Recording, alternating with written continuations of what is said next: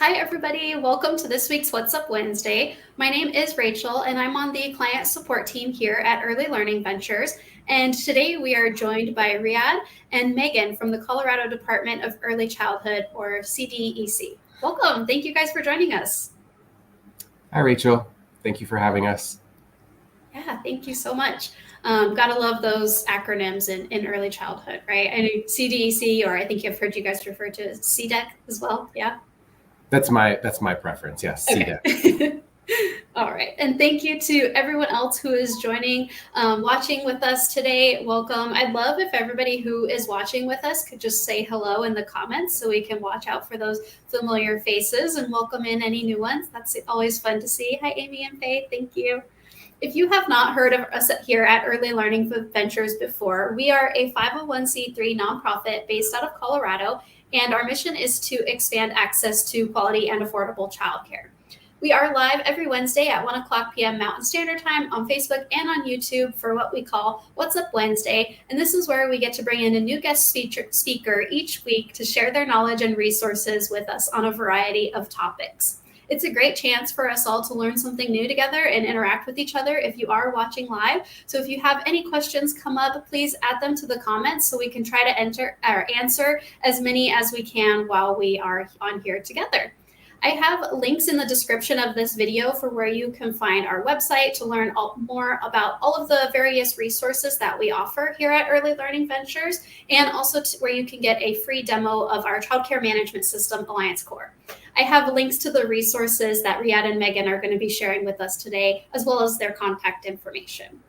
And we also have an exciting opportunity right now for our existing Alliance Core users to win a scholarship to use the system completely free for an entire year. So it's really exciting to participate. We just ask that you join us in watching our weekly What's Up Wednesday videos and add a comment answering a question, which is, what did you serve for snack today?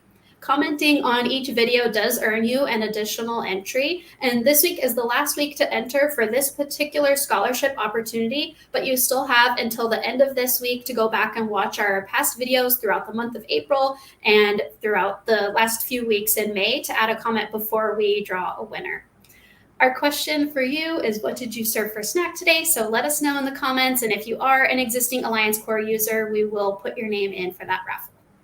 All right, Meghan or Ryad, does one of you want to start us off by introducing yourself and telling us a bit about your role at the Colorado Department of Early Childhood? You take turns introducing yourselves.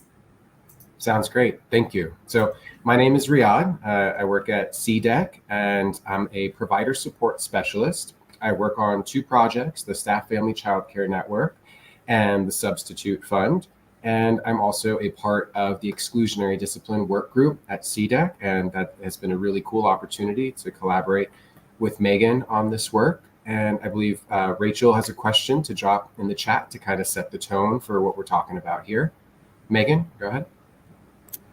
Hi, everyone. My name is Meghan Leclerc. I am a project manager in the State Systems Building Initiatives Unit at CDEC, and I am also a doctoral student at the University of Colorado, Denver, in the Critical Studies and Education program. So I've been studying this topic of exclusionary discipline in early childhood, and I'm also a part of the exclusionary discipline work group with Ryad.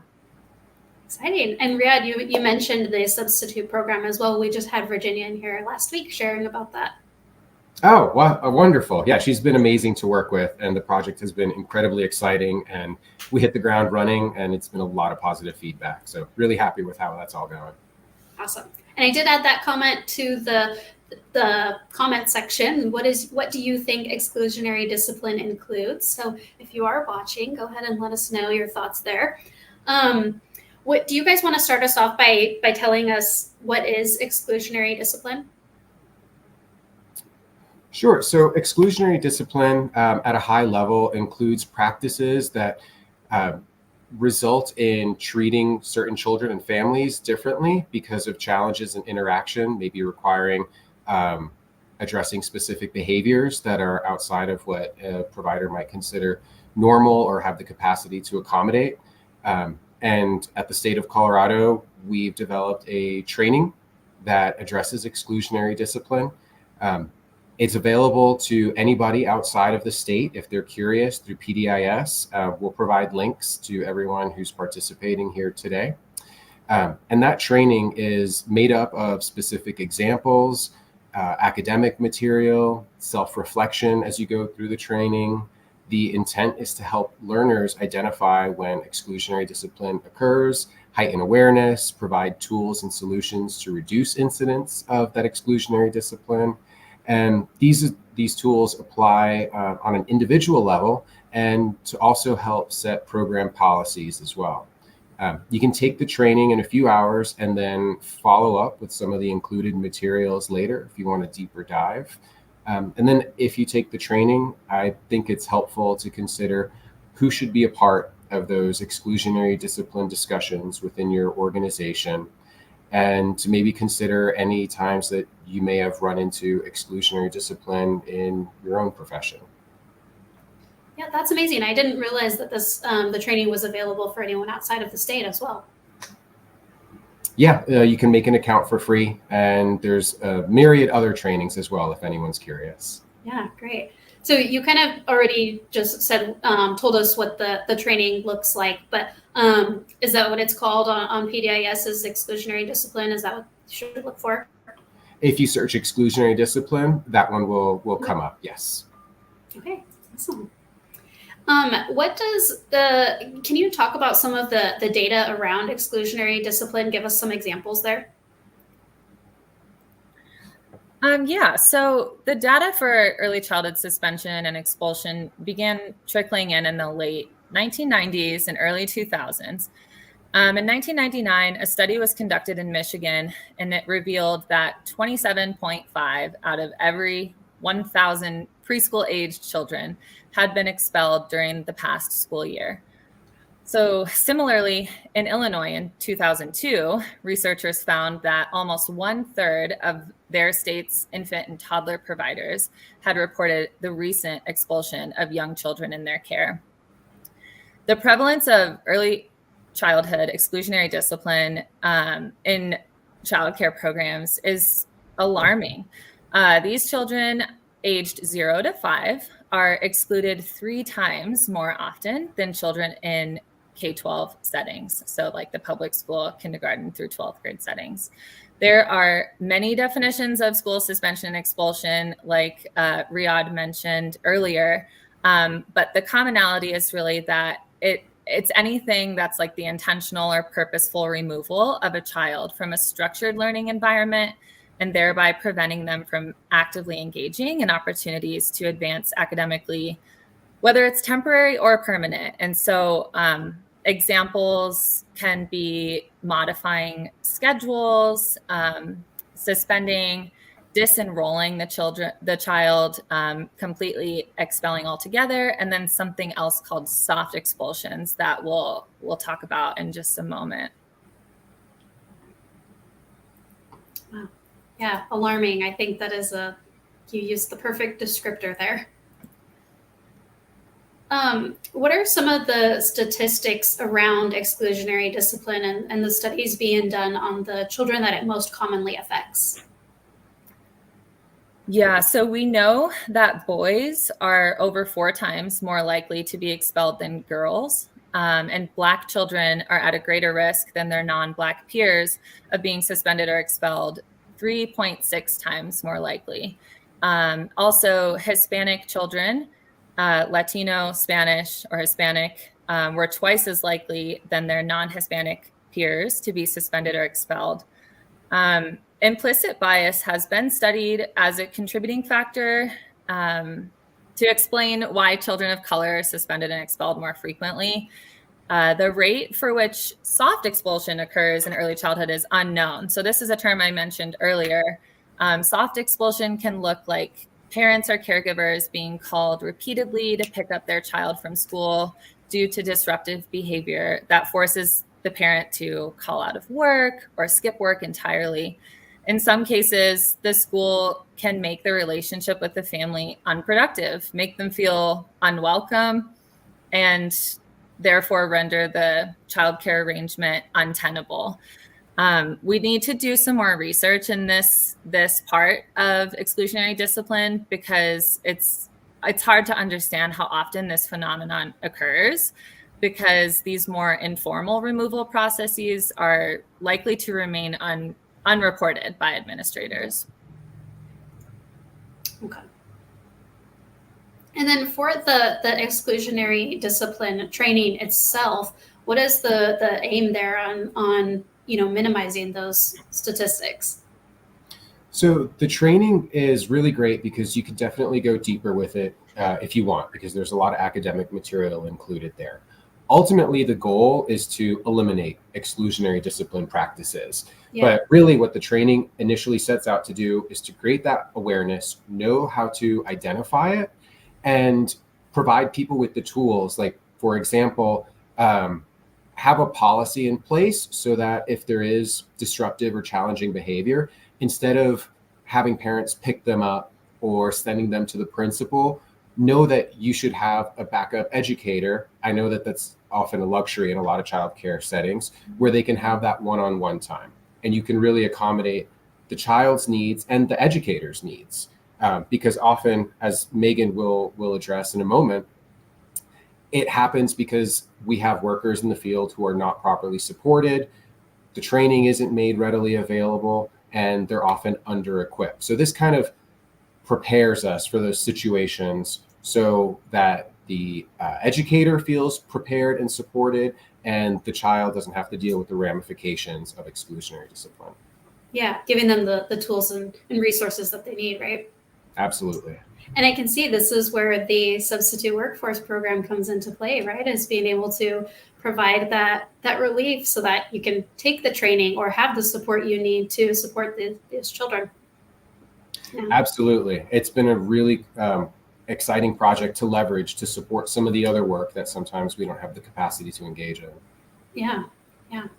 So what can cause exclusionary discipline? So a number of things can lead to the different types of exclusionary discipline. Cultural differences between the caregiver and the child, inherent implicit bias or racism, undertrained or overworked staff, and just a general lack of supports in a childcare setting. Overstretched staff might be less resilient to challenges in the workplace, and this could lead to resorting to exclusionary discipline practices if they don't have a system in place to really support them wholly. So this could mean having adequate staff to cover when a provider needs time off or help in a care setting, or appropriate compensation and benefits for the early childhood workforce, so they feel a little bit more stable and secure in their work. But overall, most commonly, children in preschool settings under the age of 6 become the subject of exclusionary discipline due to displaying challenging behaviors.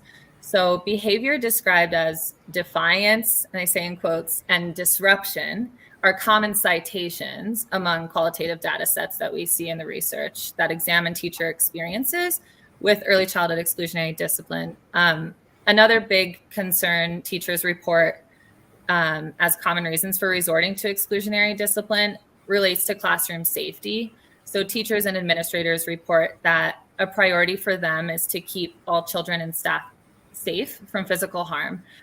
So teachers that experience a child's challenging behavior report feelings of overwhelm and stress, as you can imagine, and admit that they don't feel equipped to handle such behavior.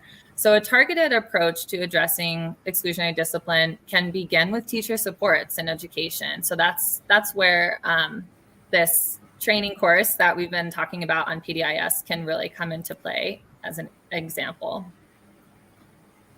Yeah, and I just want to put emphasis on that again, because we mentioned it in the beginning. And I know we've had some viewers join since then, but that training is available to anyone, even outside of the state of Colorado. So I know we have some viewers all over the U.S. watching with us today. So yeah, definitely want to highlight that.